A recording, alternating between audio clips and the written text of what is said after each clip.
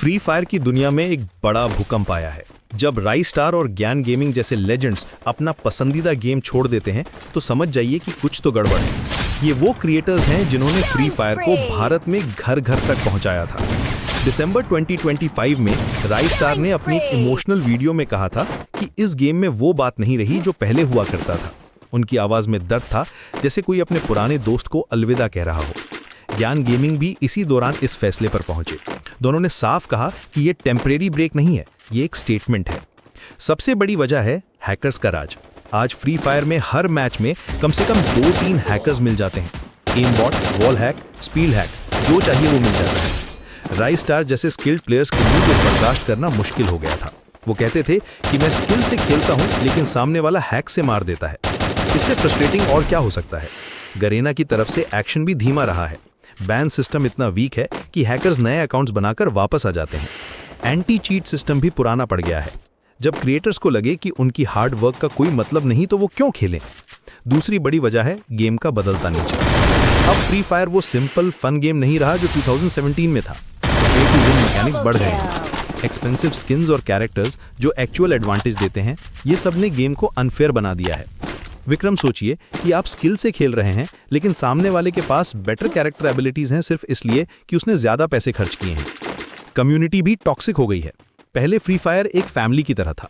Friends के साथ squad बनाकर खेलना, स्ट्रैटेजीज डिस्कस करना, फनी मोमेंट शेयर करना, ये सब कम हो गया है। अब लॉबीज में अब्यूज और नेगेटिविटी ज्यादा है। ओल्ड प्लेयर्स को लगता है कि वो अपना कंफर्ट जोन खो रहे हैं। इंडिया में फ्री फायर का बैन भी एक टर्निंग पॉइंट था।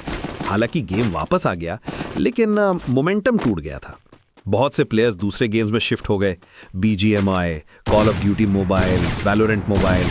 कंपटीशन बढ़ गया है और फ्री फायर अपनी यूनिकनेस खो रहा है। कंटेंट क्रिएशन के लिए भी गेम बोरिंग हो गया है। Same maps, same modes, same strategies, viewers को भी रिपीटेटिव लगने लगा है। क्रिएटर्स को लगता है कि वो अपने ऑडियंस को फ्रेश कंटेंट नहीं दे पा रहे।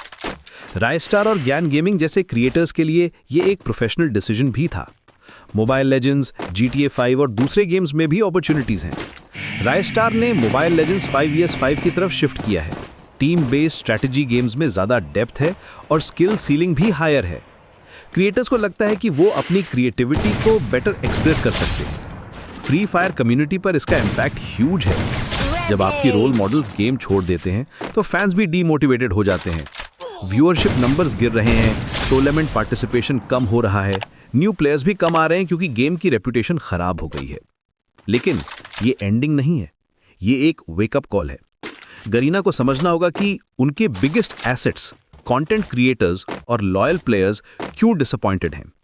Better anti cheat systems, fair game play mechanics और कम्युनिटी एंगेजमेंट पर फोकस करना होगा। राइस्टार और ज्ञान गेमिंग का ये डिसीजन एक मैसेज है कि क्वालिटी और फेयरनेस कॉम्प्रोमाइज नहीं होनी चाहिए। गेमिंग इंडस्ट्री में क्रिएटर्स की पावर दिखाता है कि वो सिर्फ एंटरटेनर्स नहीं बल्कि गेम डेवलपर्स के लिए इंपॉर्टेंट स्टेक होल्डर्स हैं। उनकी फीडबैक और कंसर्न्स को सीरियसली लेना होगा।